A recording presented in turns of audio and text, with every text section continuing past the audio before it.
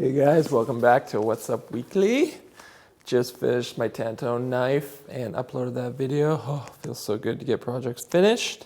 As you can see, whenever I finish a project, pretty much every tool I own is out and piled on my workbench. It's kind of madness, and I'm sure a lot of you guys can relate. But I realized that other than this workbench and that lumber rack over there, I don't have any wall storage in this shop at all. And I need to take advantage of some of the square footage on these walls to organize my stuff. Because I'm like grinding on the bench here and shooting sparks everywhere, and there's just like gas and crazy flammable stuff everywhere. So it's a bit of an egregious safety concern that, you know, and me, and now everybody knows I'm not the best safety guy, but even to me, this is just madness. So I got these shelves out of my house. I was doing some reorganizing in the basement. They had these big ugly shelves that weren't doing nothing, so I ripped them out.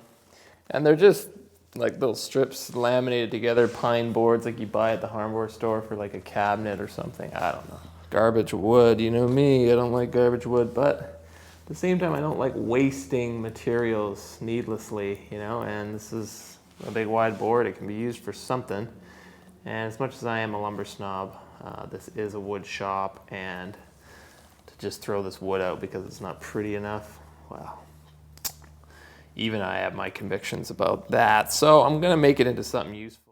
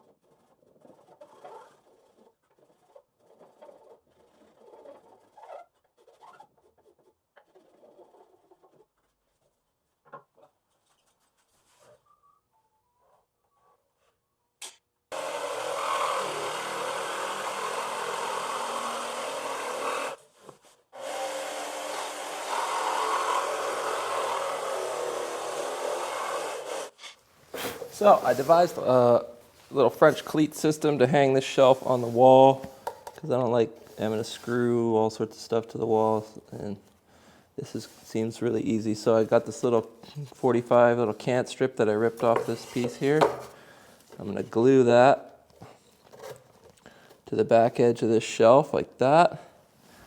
And then I'm gonna screw this piece to the wall. And then I could just take my shelf and it'll just hang on that cleat right there. Like that. That way I can lift the shelf on and off if I ever need to move it or whatever really easily. And then just move the cleats wherever I want them. So I'm gonna put one at the bottom and one at the top, and that should be enough to carry the weight of the shelf. I'm just gonna use 2P10 because I'm impatient. I don't wanna sit and wait for the glue to dry. If you don't know what this stuff is, you can check it out on my Amazon store. It's CA glue, ultimately. Instant glue.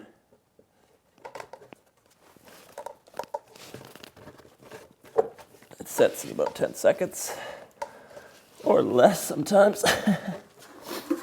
All right, so you want to keep it simple. Don't try and put both cleats on the wall, because if they're not perfectly in line with the shelf, then they're not going to work properly. So you just put the top cleat on, measure where you want it. I've marked it away from the corner here, roughly at the height that I want. Level it. Make a little mark there, mark there. On the end. Now I'm just going to find my studs and get this thing screwed, hang the shelf. Once the shelf's hanged, I speak good English. Once your shelf is hung on this bracket, then you just slide the other bracket in tight, screw it to the wall. Done. So as it turns out, there's only one stud right in the middle, and then I got nothing on either end of my bracket here. So I just use these little screw-in drywall anchors. Put one in there. Use a Phillips head and you just stab it into the drywall, and then they just thread into the drywall, and they can hold over 100 pounds each. So, and then I'm using a 3-inch that goes into the stud, so it should be solid.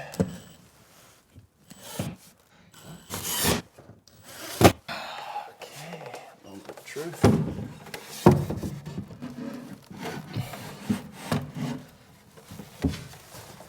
Beauty. Let's see if it can hold my weight. Get dirty footprints on it. Oh yeah.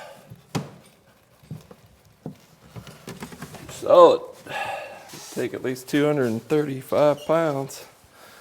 Oh, who am I kidding? It's 245. Too much bear this summer.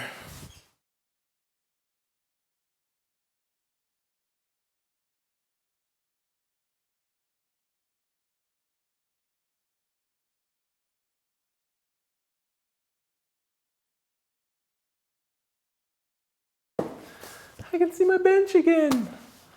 It's amazing how decluttering a shop literally declutters your brain. I was just staring at the mess in here for like an hour. I could not even think straight. But there's a little more clarity now that I can make sense of everything going on in my shop. Projects that I'm going to be starting next week would be my kids' bunk beds out of these huge Doug fir live edge slabs. Those are going to be amazeballs. But I have to order the wood. Now the sawmill that I went and checked out, the guy had these huge, it's like 3x8, 3x13 or something like that, big old Doug fir joists that they tore out of a school that they tore down. So I'm thinking that they're pretty bone dry because they got them recently, and they've been outside all summer, but it's been a dry summer. So I got to order the wood to get cut that I need for the bunk beds, and I'm hoping that it'll be a good moisture content because I'm not going to be cutting all the sexy joinery on wood that's going to shrink. So I'm crossing my fingers that the wood will be dry, or really close to dry, and then I can just go ahead and finish build. Then I can just go ahead and build those bunk beds and be done with it. That'll be awesome. If not, I'll have to get it inside and let the wood dry maybe for a couple weeks and find some other projects to do. So next week, I'm probably going to do some more shop organization. I know I need more clamp racks because I got crates full of clamps here that are pissing me off. I'm tripping over them. I can't use my bandsaw. And I need to make a rack for like my levels and my brooms and dustpans and ultimately I just want to clear the floor space in here so I can freaking work without stepping on stuff all the time. It's driving me crazy. That's why I actually cut the shelf legs and had the shelf hanging on the wall, because I can't stand it when stuff goes right to the floor and then dirt and spiders and all sorts of junk just gets caught in all the crevices and the corners, and you can't sweep the floor and clear the floor properly. So I try to build everything that's like up off the floor, on the walls, so that you maximize your space and versatility. You know what I'm saying?